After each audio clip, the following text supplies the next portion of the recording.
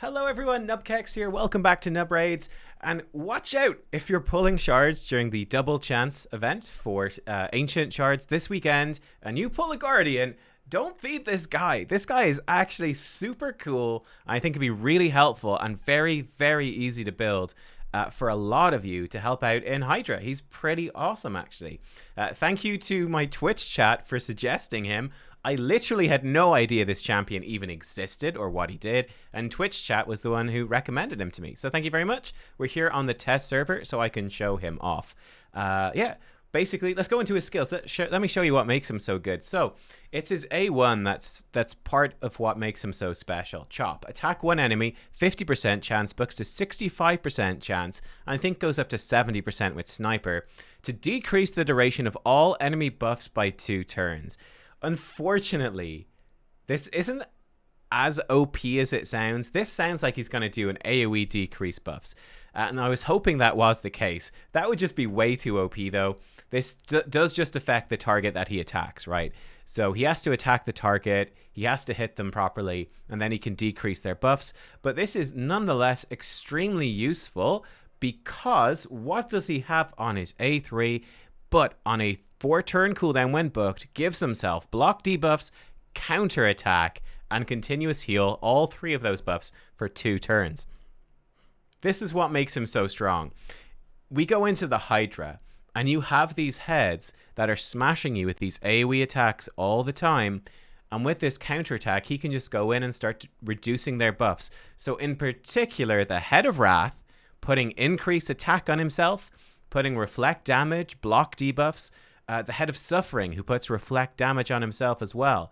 Or if, in worst case scenario, you get some good buffs stolen by the Head of Mischief, this guy can help deal with that by stripping them off. It's very good, right? When Wrath pops off and he hits his 15 stacks and he attacks, you get a counter attack off of this, and you can just strip those buffs he gets right off 70% of the time, which is awesome.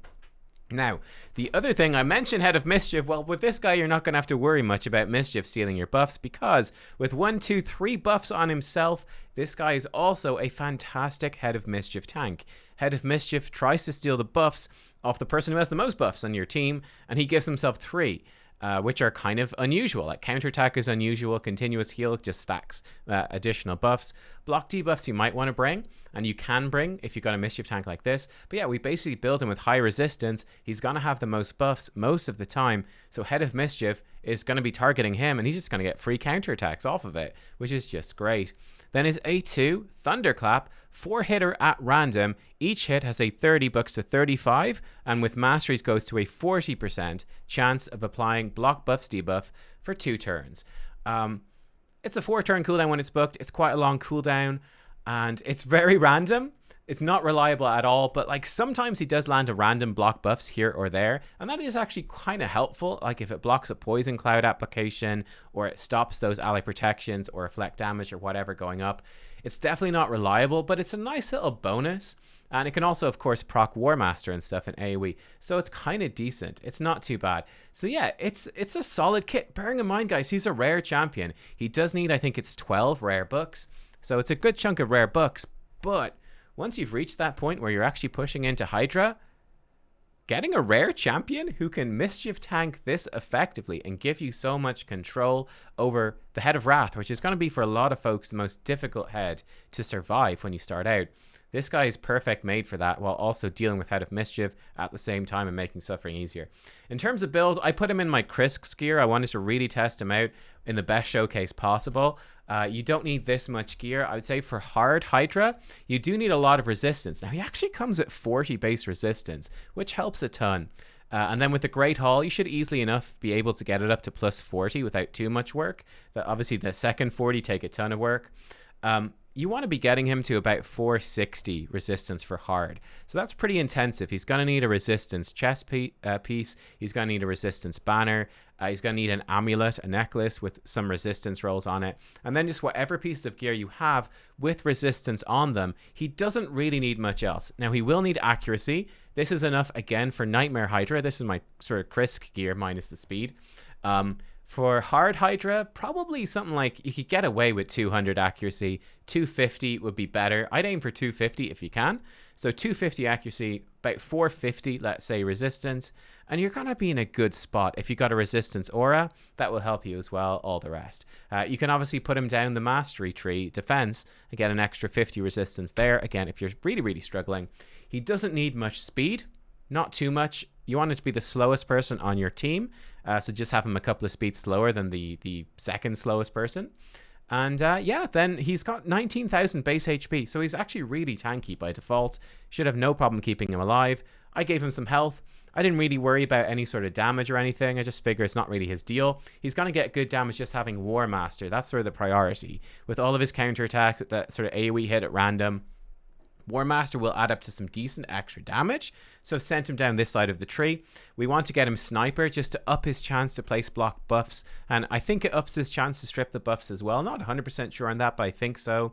We want to get him Cycle Magic, chance to get back to his counterattack buff quicker, and then Lasting Gifts, just a chance to extend his counterattack buff. He puts the buffs on himself, so he's not perfect, right? It's 3 buffs for 2 turns on a 4-turn cooldown. So there will be a gap, right? He will have gaps there. So you have to be a little careful. You know, you have to be a little careful.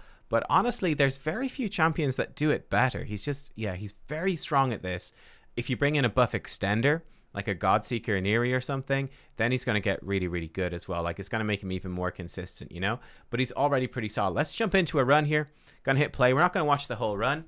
But I just want to show you what he does against the Head of Wrath. Now, we're going in with some really good champions here. We've got our Mithrala Lifebane. We've got Rector Drath to heal us. Mithrala is going to be cleansing these spheres and giving us, putting hexes out, giving us increased attack.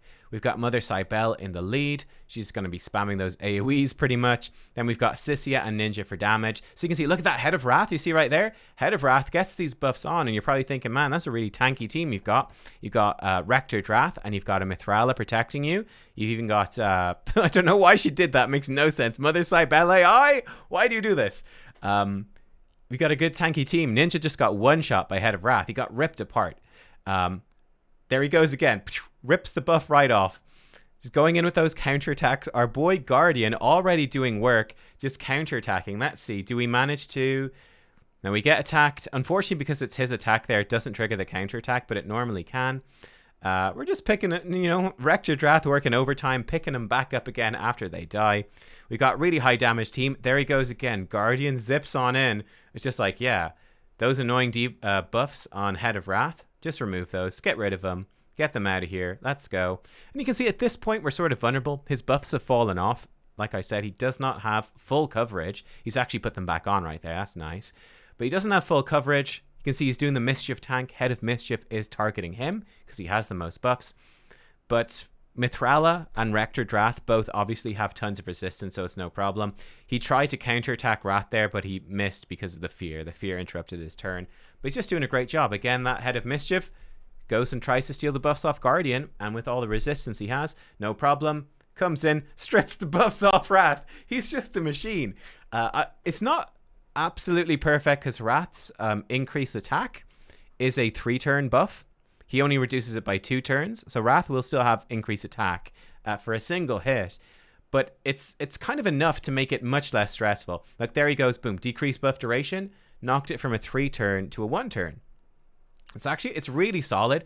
Obviously, if you're playing on manual, you can make him go and actually target Wrath himself, so that he will go. Well, Wrath is actually dead, but you could make him manually target whoever you want to, and he'll go, and you can make him attack Wrath, or yeah, you can just make him attack whichever of them you want. This was a full auto run, so he's not going to have that intelligence, let's say. But what do you think? That's pretty damn effective, right? It's pretty damn cool. He threw out the thunderclap there, the block buffs, and no one got block buffs. So you can see that's certainly not reliable. But in terms of stripping stuff off of Wrath, tanking Mischief quite successfully most of the time, supplemental block buffs, that's not reliable, but it's a nice bonus. This guy, he's doing it all, and he's a rare champion. Again, just to reiterate, this is a rare champion that is very easy to get and is very easy to book. So good. Difficult to build, perhaps, in terms of reaching that resistance and accuracy, but once you can, he is amazing. Again, this run was done on full auto. It took 15 minutes. And yeah, we obviously have really OP legendaries, obviously, in here. I just wanted a run that would succeed so we could see a full run and see Guardian do his thing. So we can see, in terms of his damage is really nothing special, right? But he's doing a little bit. You know, he's doing a little bit. Rector Drath, for instance, does not have...